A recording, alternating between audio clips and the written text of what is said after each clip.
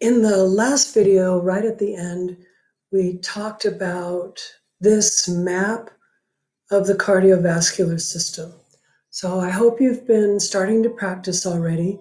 You will be ready for the exam partly when you can say to yourself, blood is going to go from the right atrium down into the right ventricle, and then out through the pulmonary trunk, pulmonary arteries to the lungs, picks up oxygen, comes back to in the pulmonary veins, then into the left atrium, left ventricle, out the left ventricle to the aorta, and also be thinking about what color the blood is. Now, I'm not going to ask you what color the blood is, but I will ask you, where is the blood high in oxygen and where is it low in oxygen? So this thing you should definitely write down. Remember that blood, as it's going through a normal circulatory system, it either is high in oxygen and low in carbon dioxide, or it's low in oxygen, high in carbon dioxide. It's never high in both, it's never low in both. All right? So those are going to be probably your four options on a multiple choice exam. And you can cross out two of them and end up with a 50-50 chance. Now, there's more that you need to know. You also need to know about valves. Let's talk a little bit about valves. Valves are one-way doors. Okay? Valves are just one-way doors. They are kind of like swinging doors, like you might have at a restaurant. I don't know if you ever worked at a restaurant, but at a restaurant, the doors are just swinging doors so that you can push through them when you've got holding onto a tray full of dishes. And swinging doors in kitchens are also designed to be one-way swinging doors. So it's really easy to go in through the swinging doors, but if you turn around and try to go back, you can't go backwards. You got to go all the way around. And that is what valves inside of the heart are. Let's look at some of the valves that we need to know. So here is a valve between the right atrium and the right ventricle. This valve is called the tricuspid valve. Let's look at the image over on the left of the screen. The tricuspid valve. It would be correct to say that the tricuspid valve is the exit door from the right atrium, how blood gets out of the right atrium, and it's the entry door into the right ventricle. From the right ventricle, blood is going to leave and go into the pulmonary trunk, pulmonary arteries. So wouldn't it be great if they called that the pulmonary valve? Well, they did. So as long as you know that that's the pulmonary trunk, pulmonary arteries, you will know that this exit door to the right ventricle is the pulmonary valve. Let's look over here at the left side of the heart. From the left atrium to the left ventricle is the bicuspid valve, and the bicuspid valve is also known as the mitral valve. Ooh, let's see if I can write it on here.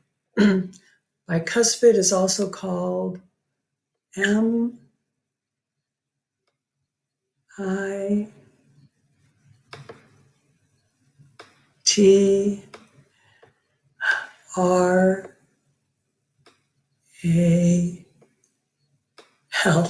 the mitral valve, all right?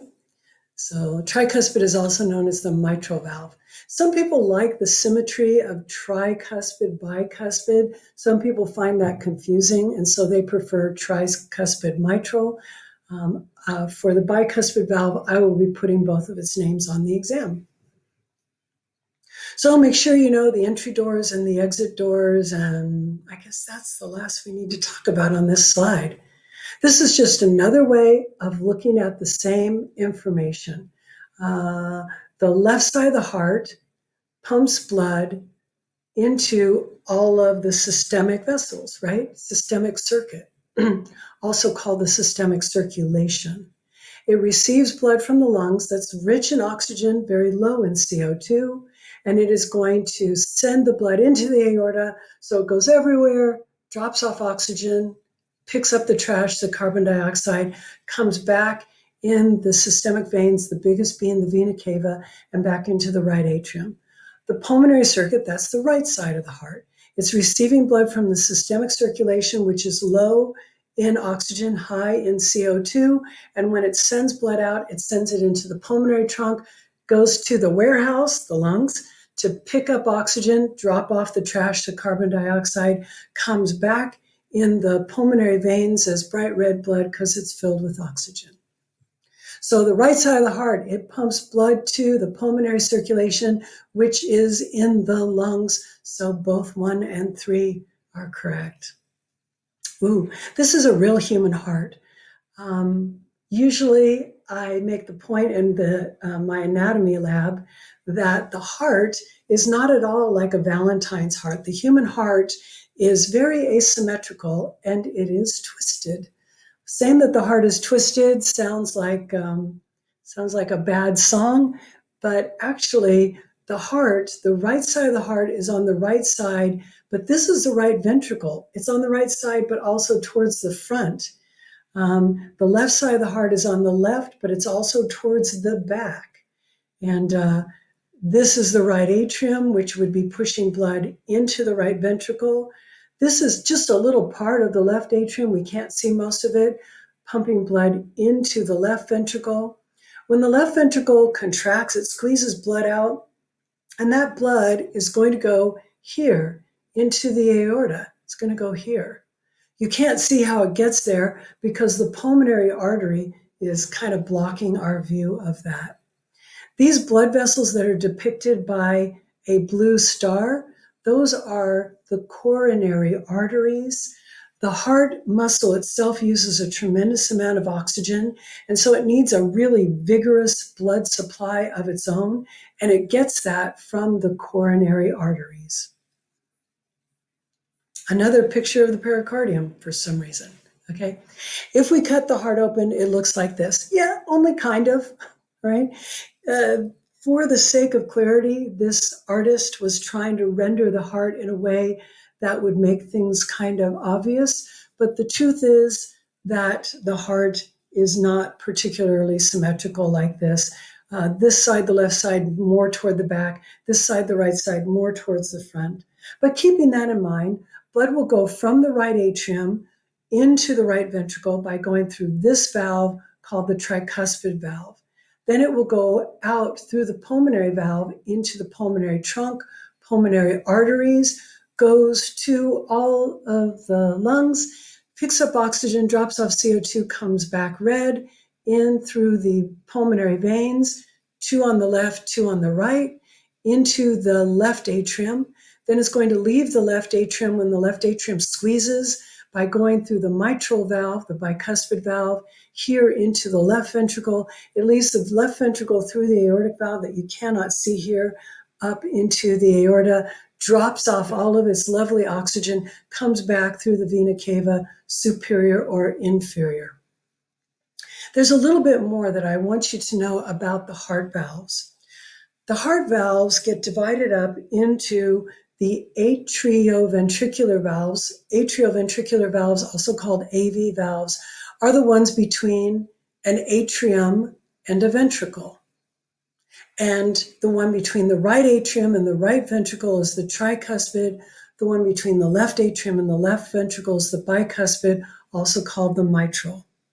Now, these valves, they actually have a very difficult job to do. I told you that they are one-way doors. So when this chamber squeezes, it pushes the blood through this door. And by the way, it is the pressure of the blood being greater here than it is there. That's what pushes that valve open. So when the blood is in the right atrium and the right atrium starts to squeeze and the right atrium's like, oh, I'm under so much pressure on the blood, then the blood just kind of pushes its way through the tricuspid valve there. Now, when the ventricle starts to squeeze, the blood is going to try to push back and go back into the right atrium. The reason that it cannot is because this set of doors, the tricuspid valve, was allowed to move this way, but is not allowed to go backwards that way. So the blood is going to have to push its way out through the pulmonary valve in the case of the right ventricle. But the blood pushing backwards against the tricuspid when the ventricle contracts, the amount of pressure that it's generating is significant. So this valve, it needs to be reinforced. How do we keep that valve from flapping open the wrong way? Life has attached these little tendinous cords called the chordae tendineae. These little tendinous cords are attached to the edge of the door, and holding on to the other end of those cords are these strong muscles called papillary muscles. Now, in this image, it almost looks like the papillary muscles have pulled the valve open. That's not what happens. What happens is these muscles are actually relaxed at this moment because the blood has pushed this valve open. It's open right now. And what's going to happen is when the valve gets shut by blood pushing back against it, these muscles will contract just to make sure that the valve does not flap the wrong way. There are times when these little cords, when they rupture, when they break, and when they rupture or they break, then the valve can go backwards and forwards. It'll just flap. It'll be like swinging doors that can go either way. And when that happens, it's not compatible with you staying alive, because if this valve does not shut and keep the blood from going backwards, then every time this ventricle contracts, half the blood goes backwards and half of it goes forward. It's just not compatible with you staying alive. So only the tricuspid and the mitral valve have chordae tendineae and papillary muscles. And that's because they've got a difficult job to do. The pulmonary valve shown here and the aortic valve that is kind of hidden from view here, they don't have a very difficult job to do, and so they don't need those reinforcements, and they are in the category of semilunar valves. Valvular prolapse. Valvular prolapse, that is the proper name for what happens when these strings break and this valve is allowed to flap either way. So imagine if blood goes from the right atrium into the right ventricle, and then the right ventricle contracts and the blood goes back into the right atrium, and then it goes this way and it goes that way. Well, then your heart's not working anymore. When that happens, it's called valvular prolapse. Write that down. I think that's going to be on the exam. Ooh. This is probably difficult for you to make meaning out of. I apologize for that. But one of the things that always strikes me when I'm actually dissecting a heart for students in lab, which we usually will do, is how tough these chordae tendineae are. These are those tendinous cords, those real fibrous strings I was talking about. They are as tight as like a guitar string. They're really, really strong. And these are the papillary muscles. But this thing, that door, that is the difference between you being alive and you being dead, that is so fragile and delicate. If I were to put my finger underneath this valve here, you could see right through it. It seems so delicate. And yet that's what keeps us alive. So we will pick up here at the next lecture.